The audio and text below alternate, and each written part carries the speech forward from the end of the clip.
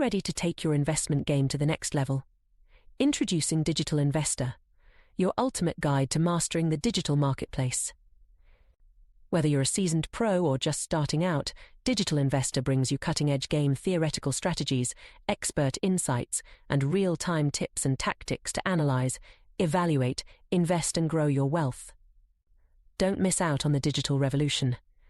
Visit www.nickblacknex.com and start your journey with Digital Investor today.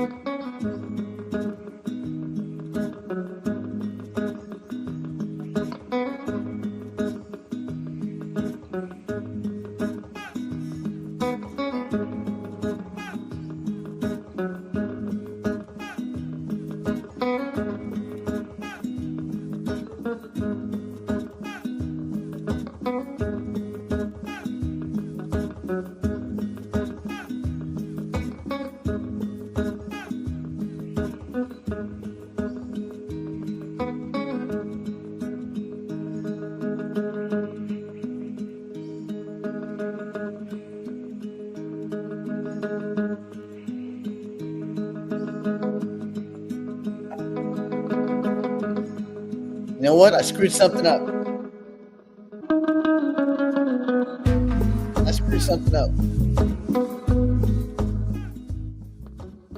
I don't think,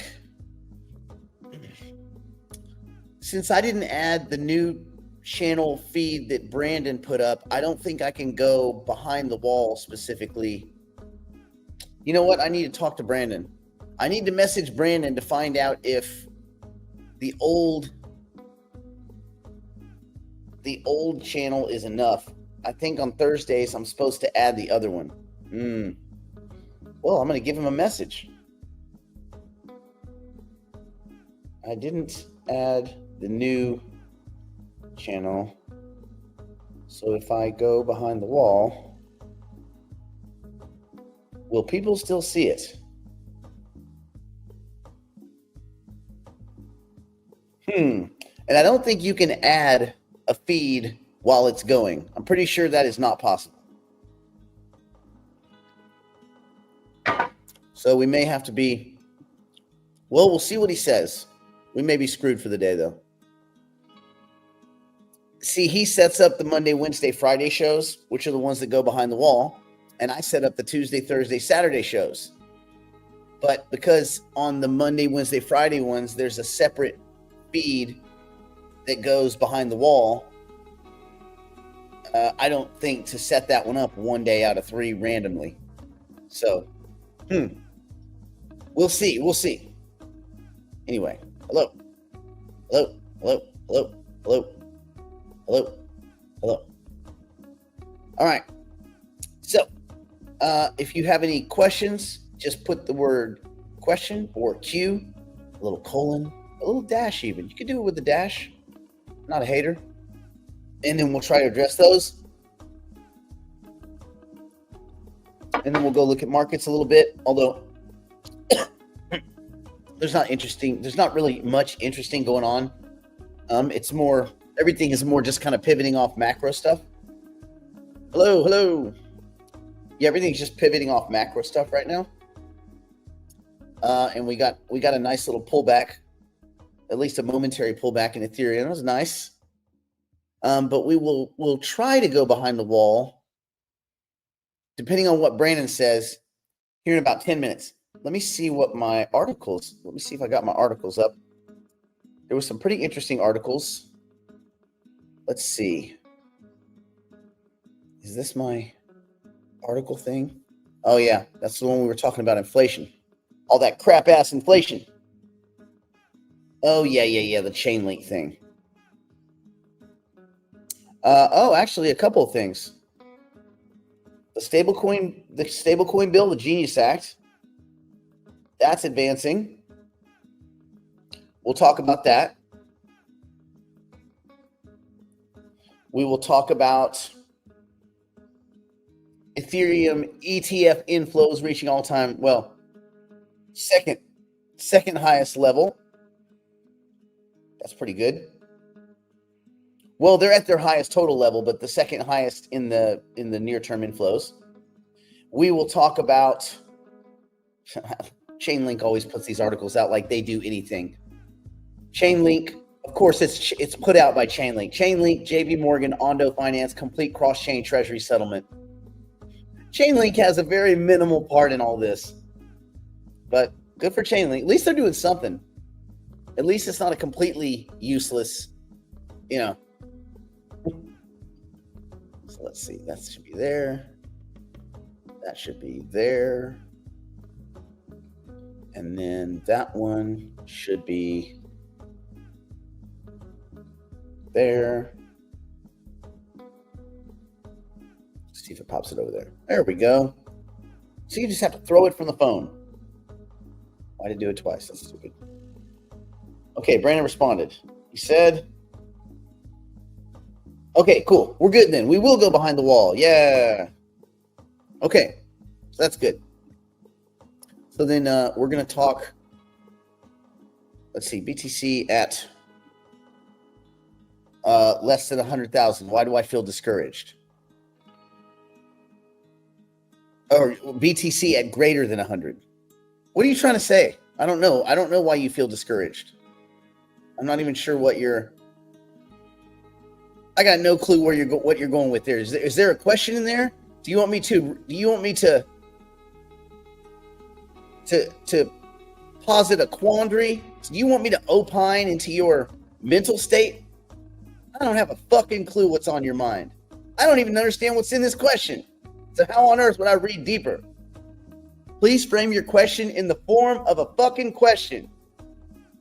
All right. Still no ANFIs. I haven't messed with any of that stuff yet. I haven't done it. And so I would be the last person to talk to. So, yeah. I don't know what to say. And I wouldn't reach out to Brandon either, because this isn't a me or a Brandon thing. This is a hypercycle thing. You realize that we're not in there coding for hypercycle, right? Node Market is a viewer in the same way that MetaMask is a viewer for what's happening on the Ethereum and other associated blockchains. So I don't know what you think we need to do. If it's not working, it's not working. There's nothing we can do. We have zero control over that. No more than I can make it not be cloudy where you live. If it's cloudy today, you're fucked. I can't help you. Can't help you. Because it's cloudy. I don't know. I don't tell you. It's cloudy. You'll see the sun later. Or you won't. Let's see. It's doing great. I just feel like my portfolio isn't moving. Well, your portfolio isn't moving. Think about it like this. Tom Lee, he's over at Fundstrat. They card him out about once a month to talk about Bitcoin. They've been at CNBC. They've been shitting on him for years. When Becky, was it Becky something?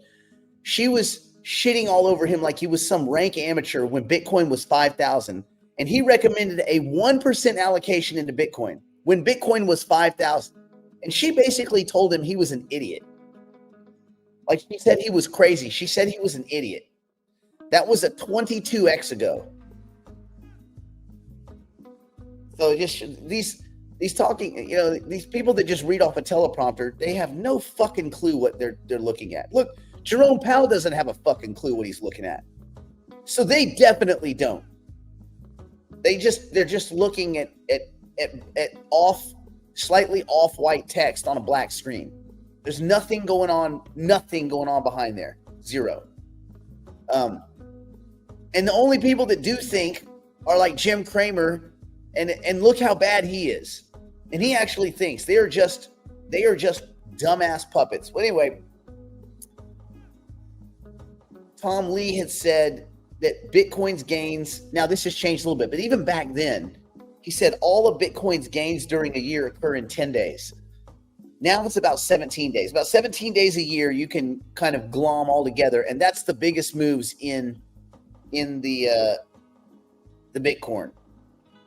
So if you're staring at your portfolio every day and you're poking it with a stick, you're expecting it to do something. It's not going to do something unless you're in those 10 to 17 days.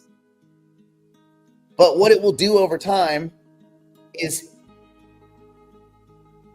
so many millions of percent more than the US dollar, because they're not printing any more Bitcoin, and they are printing more dollars, like 490 million a day, every day, 490 million just flooding into the system, washing out your buying power, destroying people that save money. Savers, people are like, oh, I got money in the bank. Well, you're an asshole.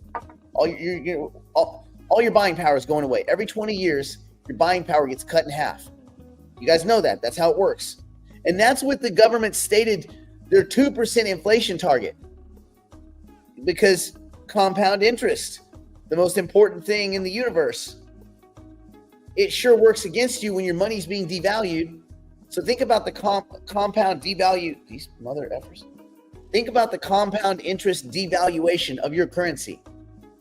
In the same way that if you make 2% or 3% over and over and over, it becomes a lot. If you're losing 2 to 3% in buying power over and over and over, it becomes a lot. At 2%, every 20 years, your buying power is cut in half.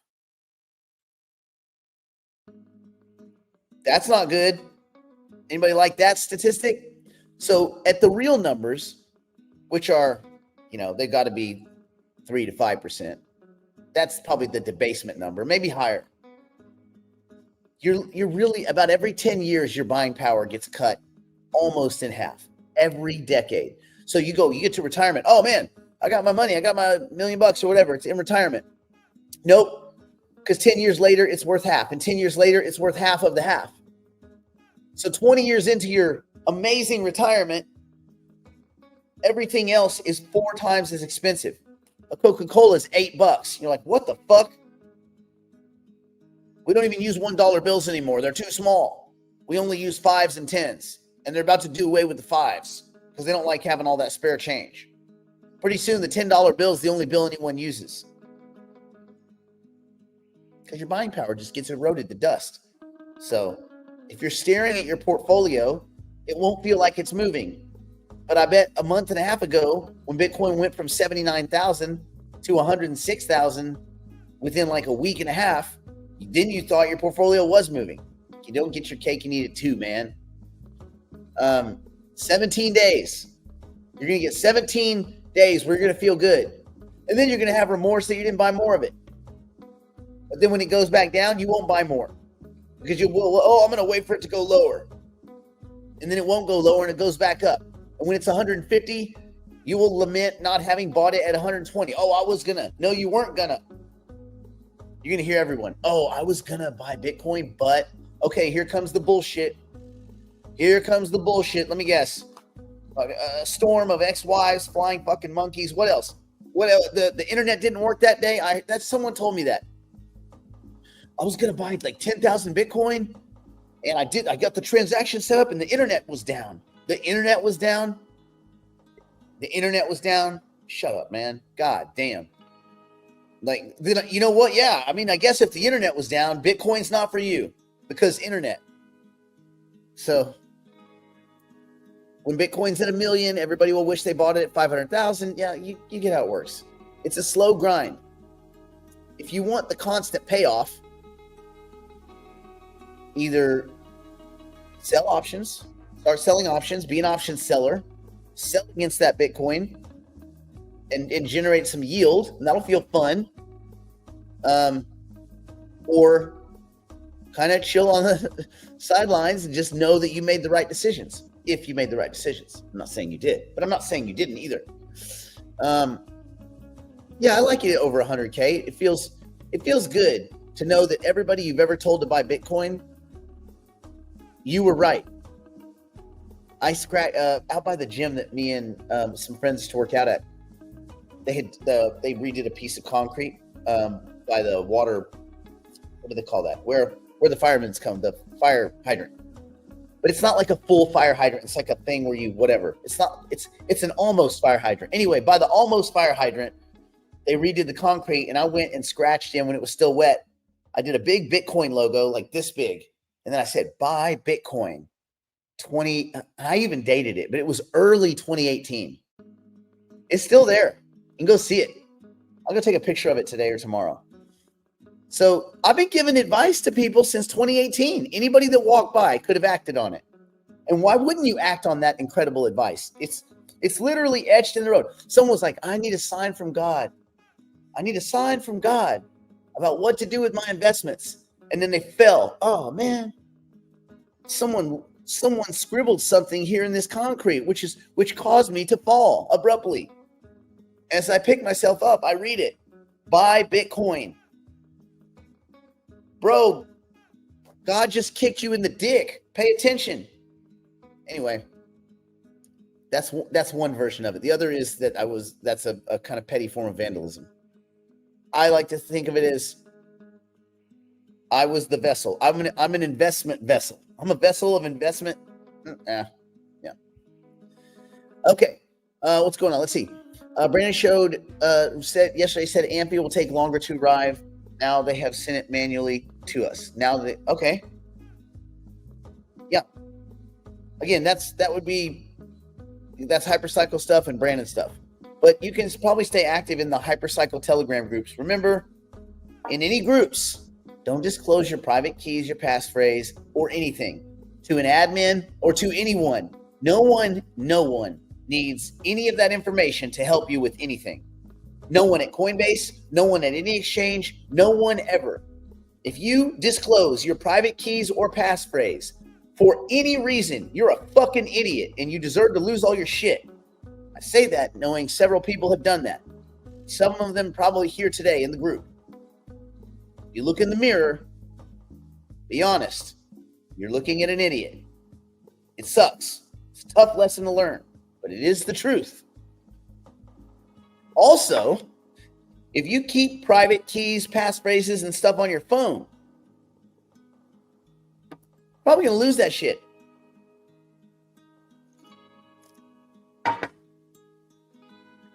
Don't do all this work to give it back, just to give it away, just to hand it off to some crook. They didn't spend the time, they didn't invest, they didn't learn. Anyway, yeah, I know. I mean, I used to recommend 2 to 3%. I said you would put 2 to 3% of your portfolio in gold. Would you not? Yes. Well, would you not put 2 to 3% in Bitcoin? Should you not? Not you should. Should. No, you should. A lot of double negatives going on there. Let's see. Rumor alert. The altcoin season, altcoins, the season will start in 2 days. Oh, that's good. I don't know why in 2 days makes a difference. Is there some macro event happening in 2 days that's crypto related only? 2 days. Friday. It's going to start Saturday. So Saturday, altcoin season starts Saturday. Barry, that's not even a good rumor. That's a weird, flawed logic. Doesn't take into account grand markets. Rumor. Yeah, that's not a good one. Let's see. Oh, Howard, what's up? Again, completed my session at the pain clinic. All right, good. Good for you. Good for pain. Good for you and good for pain. Let's see. The latest part about the node Amphi's issue is that it's with the developer team. Yes, we gotta wait for them to do their best, to do their bidding. I mean, we have these meetings every day that Brandon and I sit in on, but we're just flies on the wall on that shit. We don't have anything to say. All right. Random question. Can someone hack your two-factor authentication? You meant 2FA. App and get those and use them if they somehow get into an account? Well, they can't hack your 2FA if they get your phone and get your phone turned on. Like if they kidnap you, they could just hold the phone to your face, right? I guess. That's why having a YubiKey is nice or something like that. But on the other side of it, just get all your shit off of your phone. But they can't, even if you clone someone's phone, like I had someone clone my phone, you can't clone the you can transfer, but you can't clone the 2FA stuff. It's specific to that device. So you keep your 2FA stuff on your phone and all that, but nothing else. No access to exchanges, nothing else. So this is your second security feature. And then you have a computer, a trusted computer that you don't just leave out hanging around the house, that is not necessarily hooked to Wi-Fi all the time. And you use that exclusively for your crypto stuffs. And you do your stuff and you close it and you lock it and you put the shit away in a safe or somewhere where it won't burn. And that's how you do crypto. And then you very carefully decide if you want to have a second device that has access, the same kind of similar access, and you maybe put it in a deposit box or with an attorney. The good thing about attorneys is they're so fucking stupid that they're not going to be able to access your crypto. Most attorneys I've met, and I have a whole family of them, they're a bunch of fucking retards. I mean, just straight up. They're the dumb. They're mostly.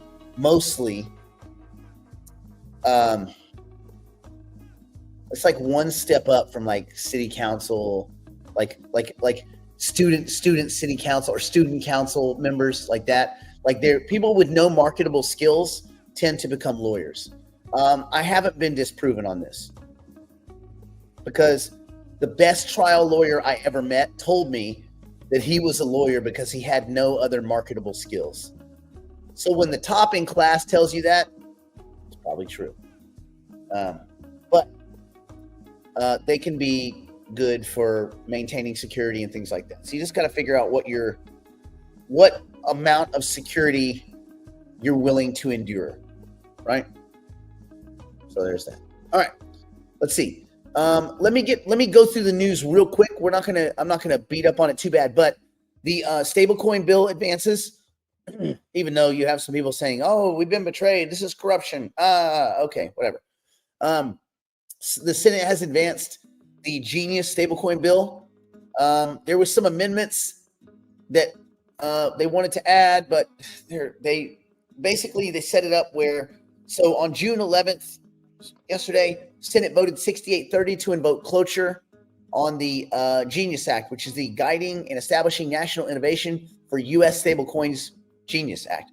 It's legislation that's intended to regulate the use of so-called payment stablecoins. The vote, which mirrored the 68-30 cloture vote conducted last month, approves the revised text that was filed by Senator Bill Hagerty on June 9th. Genius will now head to the Senate floor for further debate and the extremely unlikely possibility of further amending. It doesn't look like there's going to be any more amendments.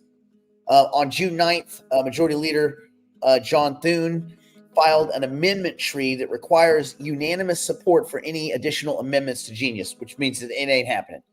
Effectively, this blocks further revisions to the text. So senators who are opposing Genius, the Genius Act as written, pretty much have little recourse beyond engaging in, some kind of performance art and shit like that. There's not much that can change now. It was outrage with the 20 people. The brief debate that preceded the vote saw Republican senators urge their colleagues to vote yes or aye to ensure proper regulation of stablecoin activity. However, some Democrats rallied against President Trump's ever-widening crypto venture portfolio, which includes USD1 stablecoin issued by Trump-controlled decentralized finance project World Liberty Financial. However, what they're saying is, okay, Trump's family issues this token. They do a deal with Abu Dhabi, and then all of a sudden, Trump announces he's waiving restrictions on export of advanced AI chips to Abu Dhabi, and that this seems a little bit like quid pro quo and kind of like borderline corruption. And I will admit, it seems a little sketchy. But on the other side of it, they're all scumbags. The whole lot of them. They're all scumbags. So as long as USD1, the stablecoin, follows the rules set forth by the Genius Act, it follows all the rules that every other stablecoin has to follow, I don't think that's the problem. I think one might argue that having the Trump family benefit on the finance side from deals, and then maybe he's extending some preferential treatment on the other side of the table. It does seem a little sketchy to me. I don't know. I'm not super comfortable with that, I guess. I guess it looks pretty bad. So I'm not saying that they're complete rubes. But remember, these are the same Democrats that supported Nancy Pelosi's lying, scummy, cheating, stealing, insider trading fucking ass for decades. So to which I say, fuck you. This is what you get. When you have the scummiest, most corrupt fucking insiders inside trading all the time, making a whole career of it, fuck you. You don't get to get on a high horse. All your horses went to the fucking glue factory. Ain't no high horse for these Democrats. Fuck you. Man, I'm dropping some F-bombs today. This is amazing. I think it's this coffee. Well, also, I think I had one too many alpha brain pills. I think if you have 3, it makes you curse a lot. If you have 4, I don't even know what happens. I had 2, but I think I may have had 1 extra. Eek! You know what I'm saying? All right. Anyway, so there we go. We'll see when this thing pops. I mean, we're right there at the precipice. When the Stablecoin Act goes through, that's going to bring a lot of money into the Treasury market. I don't know how this thing all turns out, but I know that it's going to bring a lot of money into Treasuries. It's going to bring a lot of banks into the stablecoin business, and then probably eventually the Bitcoin business, maybe to the Ethereum business. So we'll see. There's a lot of this kind of stuff is going to pop over the next month or so. I think the Solana ETF thing, I think is not as big a deal as maybe people think it is. A lot of the SEC is still investigating Solana for stuff, so I don't know how they get past that, but I guess they would say that at the SEC, they'd say, well, secondary market sales are not security sales, therefore you could have a Solana ETF. I don't know how they, but it looks like we will get a Solana ETF to be good for those of us that have Jupiter. That's good. Anyway, yeah, ETFs, am I right? So for those of you holding your breath on an XRP ETF, I would say, oh, why? Like, what would? Who's clamoring for exposure to XRP? Like, all those rubes they already have it. They already bought Brad and Chris's private tokens at a huge premium. So what are you waiting for? Anyway, Ethereum ETF inflows reached the second highest level in 2025 as Ethereum market confidence seems to be climbing. BlackRock's iShares, get off my screen. BlackRock's iShares ETF, ETH-A, led the charge with 160 million in inflows, followed by Fidelity's FETF fifth. How'd you like to be at Fidelity? We launched fifth. What? Fifth. Sorry, do you have a lisp? I don't want to make fun of you, but like you sound like you're special needs. No, that's our fund is called fifth. That's a very stupid thing. You guys should have workshopped that. And then they bring it's a whole whatever group of 23 triplets. Anyway, Grayscale's 2 Ethereum products brought in more than 32 million. Bitwise ETHW added another 6 million. Not super great, but this marks the strongest inflow day for Ethereum ETFs since February 2nd, when the combined inflows surpassed 300 million. It also continues a rising trend where investors have added capital to Ethereum ETFs for 18 consecutive trading sessions, pushing cumulative inflows over the past few weeks to approximately 1.2 billion. That's a lot. It's a lot of clams there. Cool. So bullish Ethereum environment, right? Ethereum's the inflows strengthening tends to mirror a broader bullish turn in its market performance. And the Ethereum, as you know, yesterday was over for a little while over 2,800. It was almost 2,900 for a bit, which would be its highest level in about 4 months. Of course, go back to December and everything was much higher, but people are starting to wake up and pay attention to Ethereum. So that's good. So yay for Ethereum. And then finally, before we go behind the wall, and then we'll just be mostly focused on options. Options Thursday options. Oh, what is the top? Thursday options program. Maybe not program. Thursday options extravaganza. Nope. Oh, you don't want that. No, sounds weird. Anyway, Chainlink, JP Morgan, Ondo Finance. Let me reorder that the way it should be. JP Morgan, Ondo Finance, and Chainlink. Complete cross-chain treasury settlement. Ondo Finance, JP Morgan's Connexus system, and Chainlink all work together to complete a cross-chain DVP settlement between a permission payment network and a public RWA against real-world assets. That's the stupidest thing we've ever put on the front of the word blockchain. RWA, real-world assets. Ooh. It's just a little 3 letters that you can put on something so it sounds like something new. Like, this is my RWA girlfriend. What? My RWA girlfriend. What's that? What do you mean? What's my real world asset girlfriend? Well, that's the same one that you had last week. No, this is the RWA girlfriend. Oh, what's her name? It's still Susan. Okay, so it's the same. It's the same girl. Yeah, but RWA. Got it. Okay, so these 3 companies work together to complete a first of its kind cross-chain delivery. The DVP meaning delivery versus payment. And this is DVP settlement between a permission payment network and a public testnet. The test involved the Connexus digital payment system, which is a permission network operated by JP Morgan, and Ondo Chain's testnet, which is focused on real world asset tokenization. So Susan and Susan tokens. Wow. You can now own part of my girlfriend, Susan, which I don't have a girlfriend. But if I did, and her name was Susan, and the RWA one, you can have her tokens. Matter of fact, I'll give you her tokens. She's giving them away anyway. She's giving them out, whether I know it or not. Anyway, Chainlink announced this.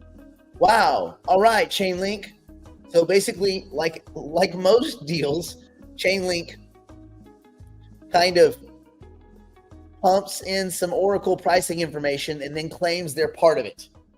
And then when Chainlink fails, which they tend to do, they blame everyone else. They're like, it's not us. Listen, we're just pumping in the information we get. Yeah, but the information's bad.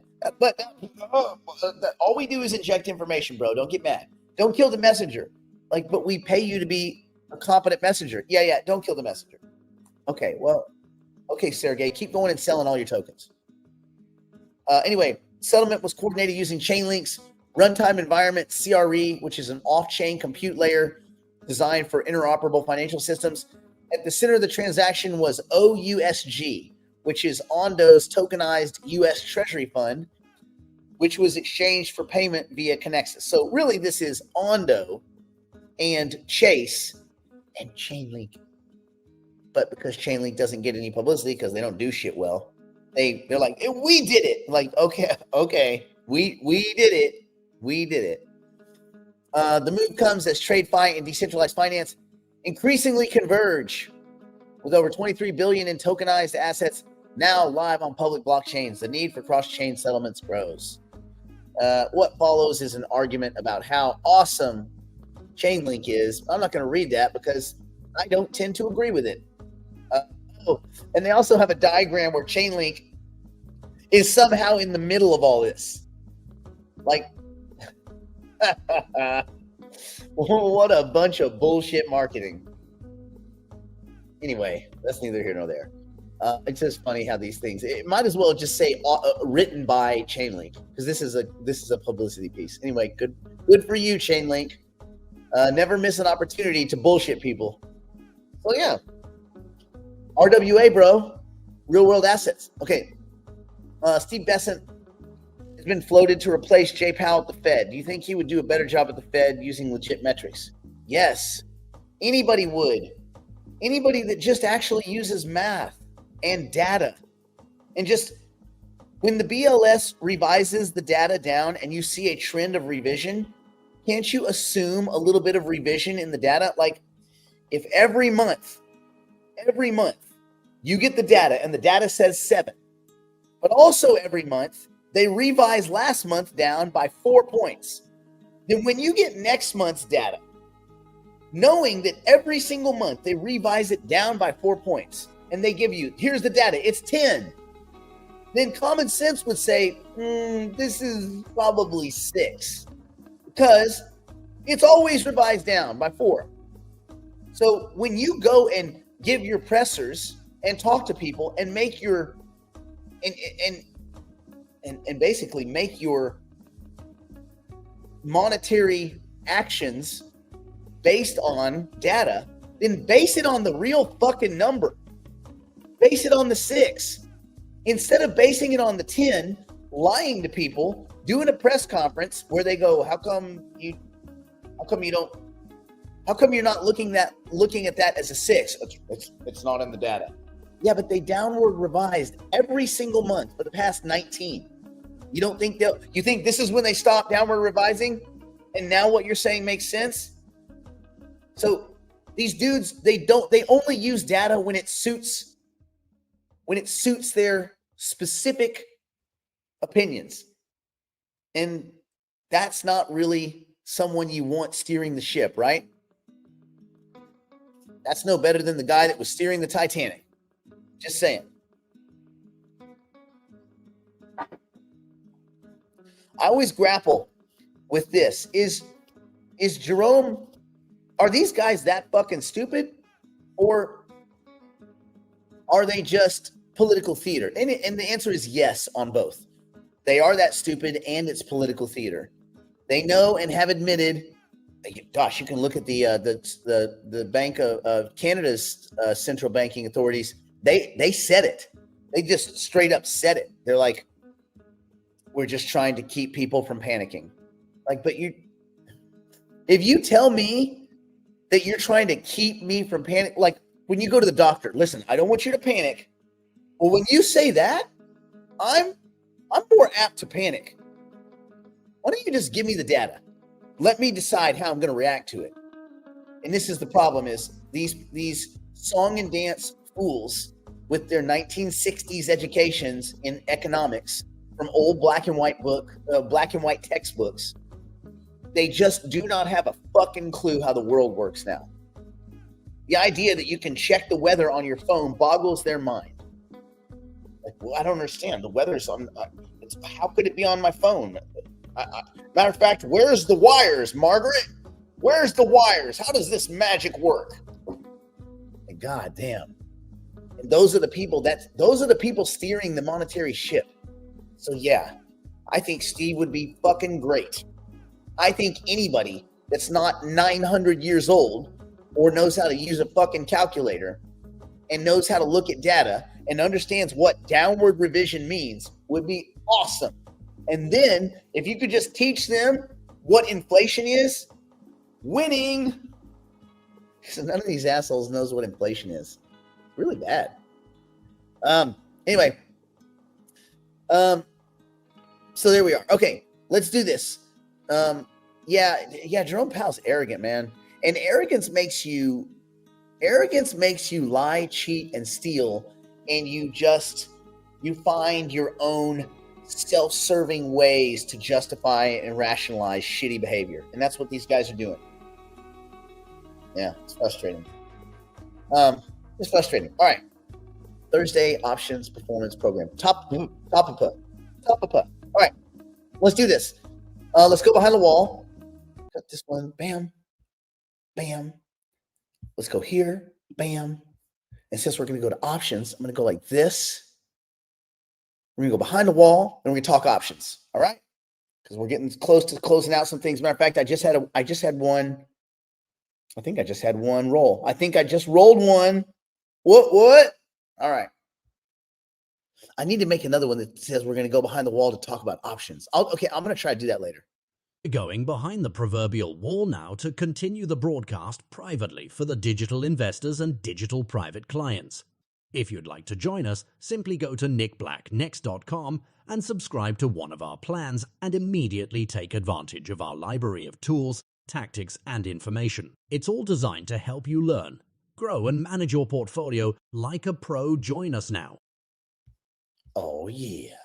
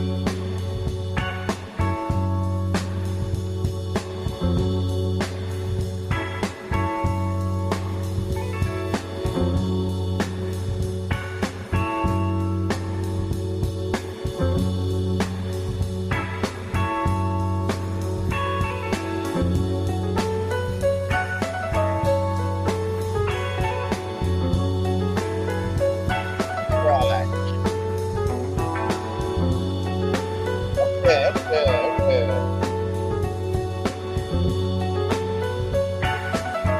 Get this whole quiet it down a little bit here. Let's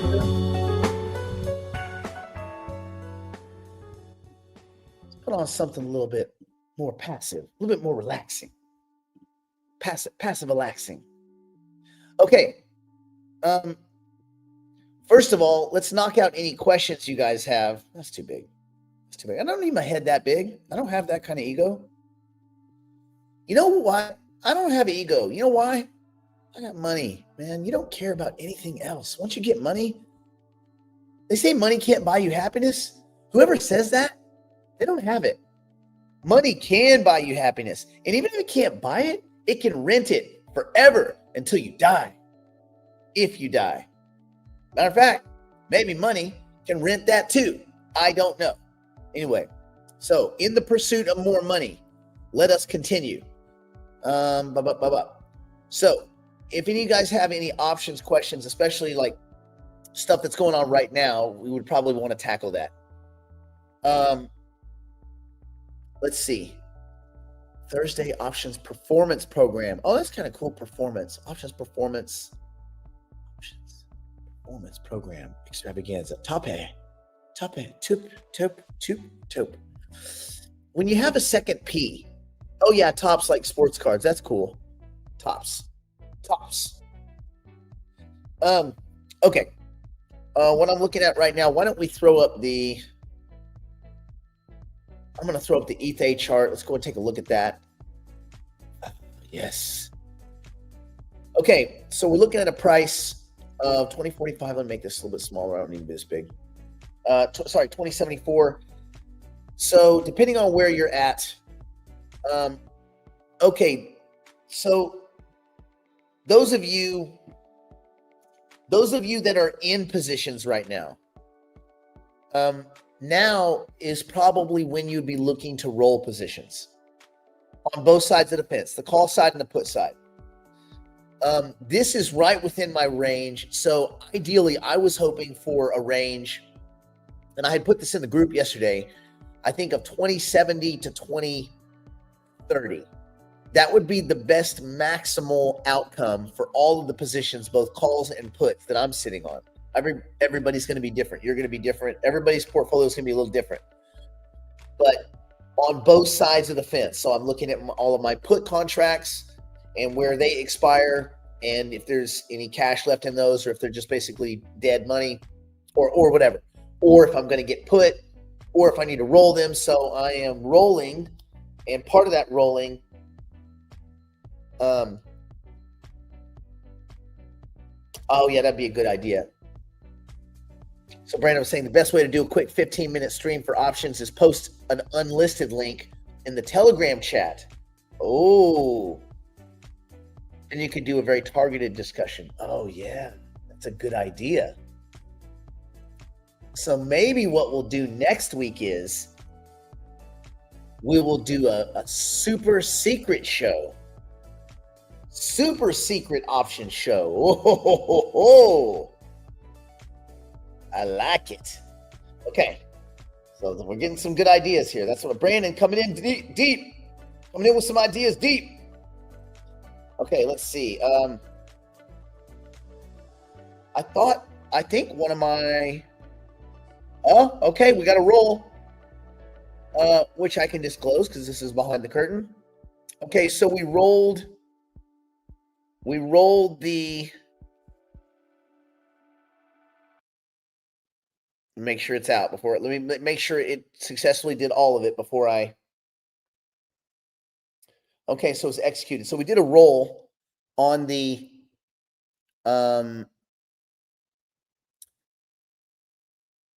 January 13th, $20 puts.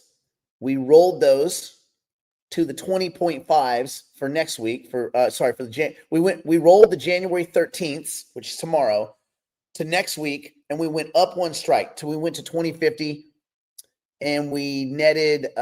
It was a net credit of 57 cents. So it was a 57-cent net credit. So I will actually, while we're sitting here thinking of this, I will post that in the group. For those of you that are in the group, you'll be able to see that trade. I'm doing that as we speak. Bam. And that was a roll. And so again, on a roll, you're going to get, I mean, hopefully it's a net credit, but you'll see a net credit in that kind of a situation. Does that make sense? Yay. Okay. Right. But I'm not going to do, it would be in addition to, if I did a super secret show, it would be in addition to, but yeah, but I'm not going to do two super secret options things. That would be silly. We're not in the business of silly. That's not the business we're in. Okay. Let me get back here to the comments. Okay. Let me see. Oh, are you guys having a money and happiness discussion? Let's see. Couldn't disagree more, but if you have 10 problems, money will help solve 7 of them. I don't think you guys understand. Money solves all problems. All. Anything you have that money can't solve is beyond the scope of anything, right? Like, oh, money won't solve global warming. Well, money probably would solve global warming, but money can make your life so good that it doesn't matter. Money does solve all problems. Lack of money exposes all problems. That's just the reality of it, because we are creatures that trade value for value.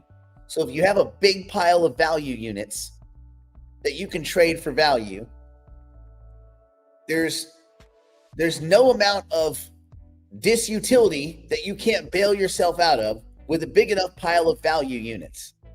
Now you guys can rationalize it any way you want. No, my aching shoulder. Yeah. That's all bullshit, self-serving bullshit. That's fine. That's good. I mean, everybody got their own path. Okay, let's see. I was out and missed when you started this. Should I wait for the next sell to open trades? What do you mean? I'm not sure what you mean, Stephanie, but let me be clear. When in the private group, when I'm posting my trades, it's not so that you guys go and copy trade, because everybody's portfolio is different and you guys might be trying to achieve different things. It's so that you can see what I'm doing and you can start to reason out or tease out the logic behind it so that you can form your own opinions about when you should sell and trade and do whatever. Does that make sense? I mean, I wouldn't be using my trades to copy trade, because my trades are very aggressive and they're right up at the edge. Yeah. Oh, no, I'm with you. But you said 7 out of 10, and I think it's 10 out of 10.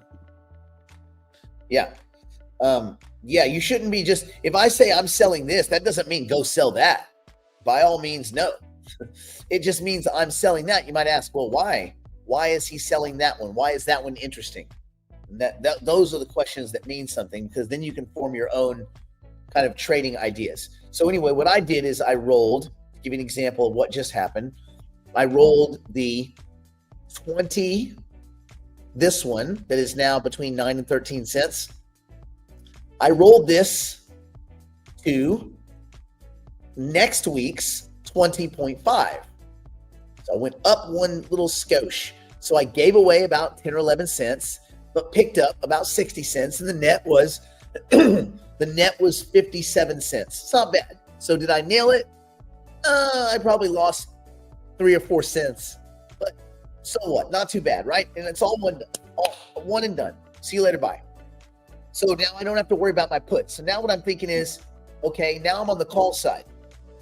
I'm looking at my portfolio. Again, if you have portfolio, if you're on both sides of the fence, I typically like to stay in cash and be on the put side. But I got put last week. Reason being, I wanted to keep all that premium. And I thought Ethereum was going to melt up. I was willing to I did gamble-ish. Instead of having something to sell on Friday, I gambled that I'd have a better opportunity on Monday. And it worked out to the tune of about 50 or 60,000 bucks. So that's not bad for waiting on a weekend, for waiting 2 days. But there was probably $30,000 or $40,000 worth of time decay. So really, what did I net? I probably netted 25 to 30,000. Still not a bad weekend, but yeah. So again, we are time salesmen. We are selling other people time. We are selling insurance, and we're selling them as much of it as possible. So 168 hours a week is what we're selling. What they end up getting is 32 and a half hours a week.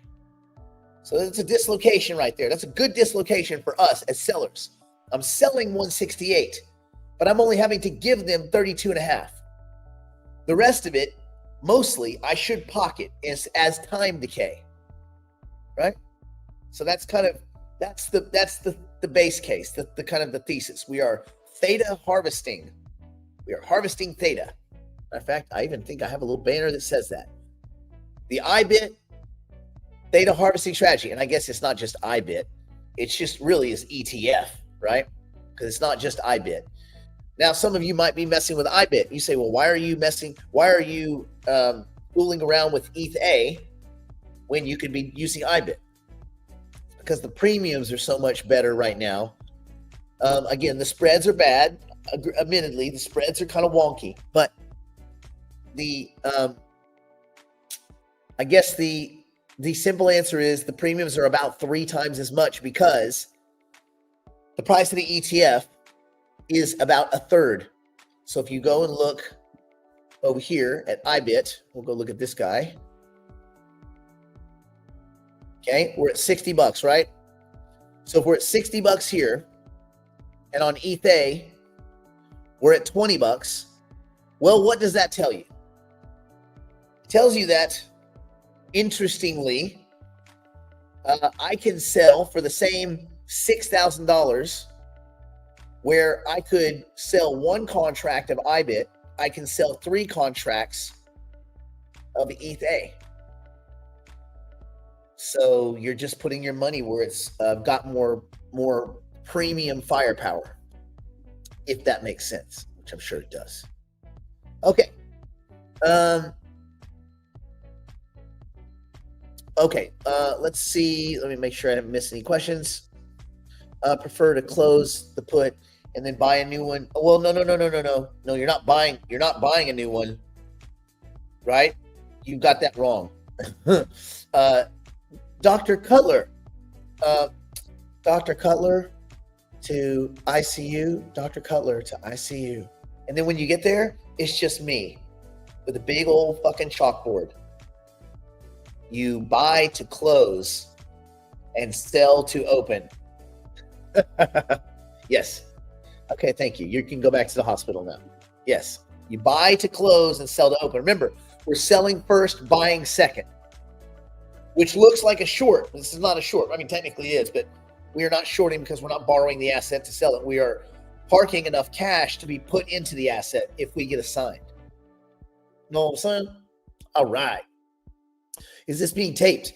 Yes, you will have it for later viewing, but I'm going to warn you, Andy. There's been a fair amount of profanity, and if you're not ready for it, it's going to kick you in the dick.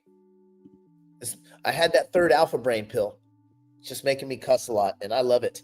I also read an article that people that use profanity in people that have a wide dearth of profanity in their vocabulary are actually tend to score higher on intelligence examinations.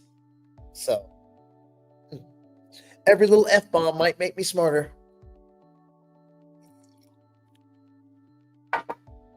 It certainly applies in church. All right. So, well, then you're going to love it. This is going to be the fuel you need, buddy. I started talking about Jerome Powell earlier. You know how that guy grinds my fucking gears. Anyway, so here's where we're at. So right now with the price, and I keep looking, and I notice this price is kind of dwindling down, which is what I was hoping for. And I'm gonna let you guys in on a position that I'm sitting on. I'll have to make a decision today or tomorrow. I'm gonna probably roll it. I have some 2050s on the call side. Okay, so over here I have a 2050. This guy right here. I sold it, or so I got put last week because I let a lot of my stuff get put so that I could. So basically, I had a lot of put contracts. Some expired worthless, some expired in the money. I let them all expire because I didn't want to buy them back because I wanted to be assigned. Again, I took the gamble over the weekend that Ethereum was going to go up, and I didn't want to give away 5 to 6 to 7 cents on each one of these things that were basically worthless. So I wanted to keep that. And just that was $8,000 or $9,000 going into the weekend that I kept by not rolling, basically just letting them expire, because then you get to keep all the premium. So I let them expire. I kept all the premium. I got put into the 1950. So at 1950 at 2050 is where I got put. But the bulk of my ETH was put in at 2050. So I own most of the ETH at 2050. I sold for 20 cents. I think I sold those for 20 cents. So right now that you have a price, hi Kitty, that you have a price that's floating, within 10 or 15 cents of that, this sucker should come way down. Which actually I'm surprised. I wonder if that's real time. Let me look on the E-Trade. Kitty, you want to say hi? Want to say hello? Want to say hello, little princess? Let me get over here. Let me go and look and see. What in the hell is that? That's not some weird chart. That's not my chart. What the shit? It changed up the... Stop it. Give me my charts. Okay, my charts are back. So the 2050 over here, that call is... Oh, yeah, that's way different. That's weird. Let me refresh it. Maybe those things aren't updating. Maybe they don't update. They've got it at 46.51. These aren't real time. Okay, they're not real time. Anyway, that thing is 41 to 47 cents. And it's only 10 cents out of the money. there's a lot of fat in that thing. So for instance, if I got called out at 2050, but the option is at 0.41, that means that there's 41 cents of there's 31 cents of excess right there. 31 cents of excess. So sometimes these weird things happen. And that's why you really want to wait on a lot of them. You really do want to wait. Especially if you're almost at the money, you want to wait till the last minute. You want to wait. Your stuff that's in the money, like any of these contracts here, if you want to roll them, you can roll them, and it's pretty much penny for penny. But right around or just one click out of the money, it's still very sloppy, and there's premium in there. So I think I'm going to let that bleed out until tomorrow before I make a move on it. The put's already done. That's already staged for the 20th. Everything else I'm waiting. It's likely I'm going to let the 1950s go. I only had 36 contracts there. I may let the 20s go and just let myself go to cash on that. But again, I'll see. I have the option tomorrow of doing all of this where all of the time is sucked out of it, and it's within 2 or 3 cents probably of the actual like intrinsic value of the price of the asset, and then the price difference between the strike and the current price, right? So yeah, so that's where I'm at. So we'll see what that results in later today or tomorrow. But ideally, for those 2050s, my best close would be really at or below 2050, where I wouldn't get called out. So the best possible close would be anything between 2050 and 2030, because I got paid 20 cents for them. So basically, if I could be between 2050 and 2030, I would get to keep them, keep all the premium, and immediately resell. Know what I'm saying? So that would be something that I would probably have to wait, unless we see the price of ETH deteriorate a little further, which fingers crossed, because I'd love to still be sitting on these calls. I don't want to get called out of everything. But anyway, that's where my brain is. But all the action is right around the price, right? It's all right around the actual price of the asset. So the action is like right now, the price of ETH is 2067. So all of the good, fat, juicy premium is just above or just below it. And so you kind of want to track from week to week and chase it. Yeah. So there we go. So that's where we're at as far as where I'm sitting. Let's see. I let a bunch of IBIT puts expire and got put. My covered calls will most likely expire worthless. Okay, good. Unless Bitcoin really pops, I'm okay with either. Yeah. And you should be. You're just moving from one side of the fence to the other with cash. And you just look at the premiums, and you look at the spreads and say, on the last day, okay, it's if it's 2 or 3 cents, buy it back. If it's 4 or 5 cents, that's starting to get up there where you're giving away a lot of money back. You just have to be careful how you don't,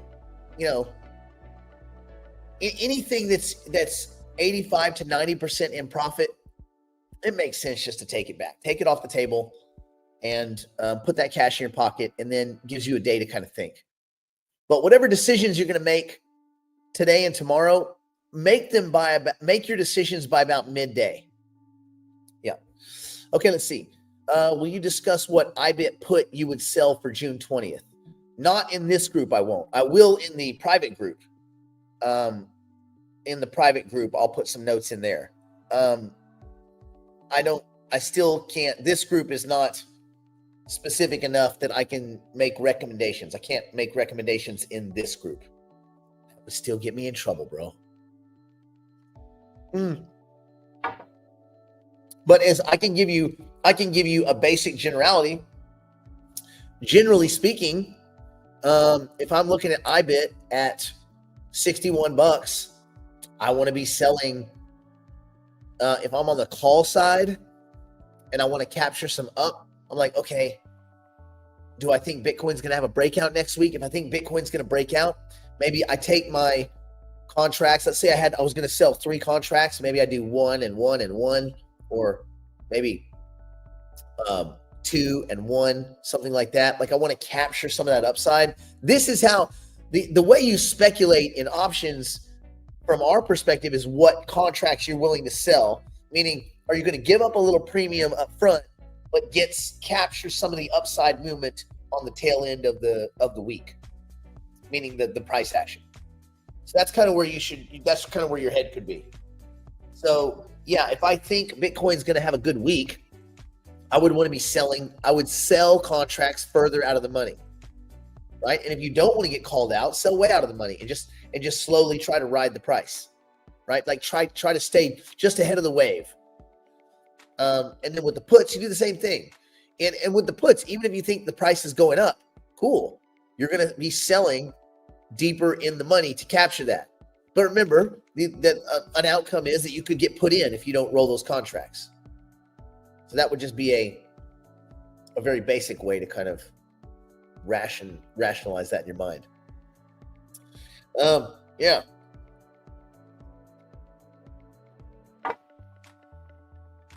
All right. And yeah, I have a bunch of the ANFIs. I haven't even claimed any of mine yet. I guess I should go do that at some point.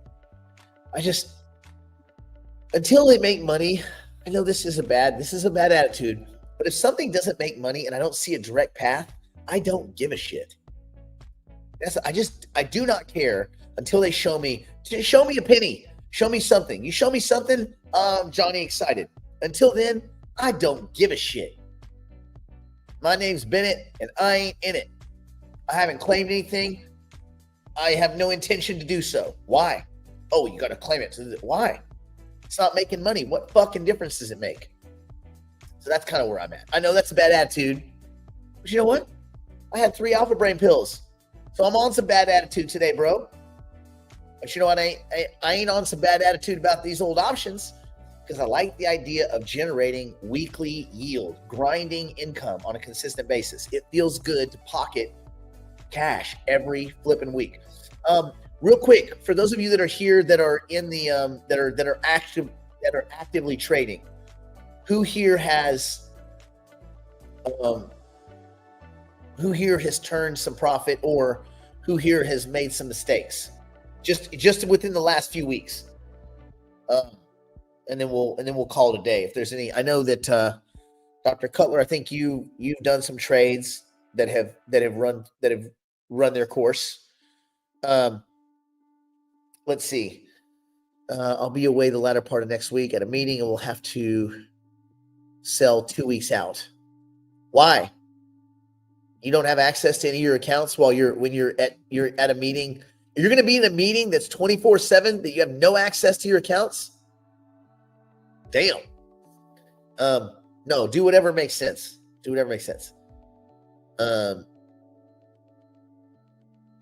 Yeah, options, right? That's the expired milk thing. So yeah, tech implements. Yeah, but I don't think anybody's Hypercycle's problem is not that there's competing tech. That's not the problem. Their problem is they have to show that these node factories have some value. Somebody somewhere has to give them money. Otherwise, we're waiting for somebody somewhere to give us money. Small profit, working on my first roll now. Okay, good. Get that roll in. Profit and a mistake. Norbert, what was the mistake? We learn from our mistakes. Profit, good. Good job there, Howard. Profit, good. Sean, profit, good. Oh, and profits here in a current trade.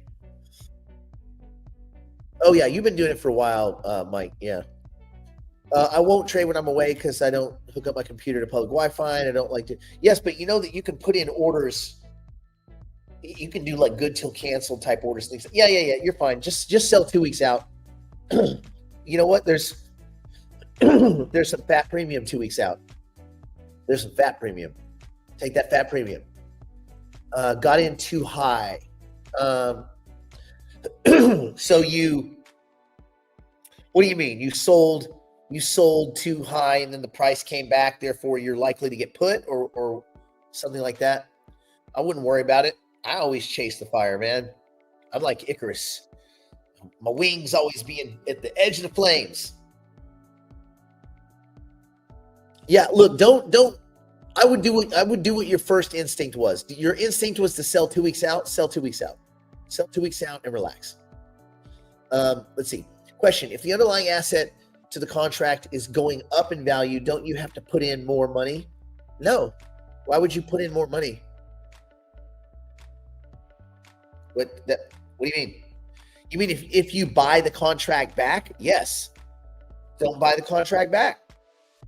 If you sell puts and the underlying asset goes up, they expire worthless. Unless I'm not understanding your question. No profit with options. Well, fine. Well, then fine, Howard. Not well done. I rescind that. Poorly done, sir. Poor form. Profit, good. Once you claim your and fees to receive the C8 down, they say that once you claim your and fees, you receive the C8 downloads. And does that equal money? Remember, you can't tell the future. When you guys are looking at any trade, any speculation, any investment, anything, you use your trading and experience to make a trading decision, to express your trading thesis into an actual trade. Once you make the trade, let go. Let go. You're no longer responsible. You're responsible to be a steward of your capital and to make the best decision you can at the time. Don't stress about it. And don't beat yourself up during the week. A lot changes in a week. A week is the few days it takes to get to the end of the week, to buy or sell back or let them expire your contracts. So don't beat yourself up. Just a waste of time. It's like getting pissed off at sunsets. Damn you. It's going to happen tomorrow, bro. Just let it happen. All right. Okay, good. I'll be interested to see, Andy, if that one closes in profit. I'm hoping that it does. To close worthless. Remember, if it's going to close worthless, you might look at rolling it to the next week, capturing some more premium, and just roll that bad boy on out. Roll it on out to the sunset. Yeah. Okay. Let's call it a day. Stay in school. Don't do drugs. Don't do anything but pour and solve a drunk, strung on meth, or strung on a meth grandmother who's a fucking grifter. She really was awful. Like awful. I was texting my brother the other day and I was like, remember how bad our grandmother was? He's like, oh yeah, she's awful. I mean, awful. Just a fucking crook. So yeah, I would say she's burning in hell, but she's probably leading a tour group or something like that. She's probably already made it up to lieutenant status. And then people are warning Satan, like, look, bro, this bitch may take over. So just fair warning. So anyway, yeah. It's like that chick on Walking Dead, Dead City, the new series, Dima. She is bad news. Anyway, all right, we'll see you tomorrow.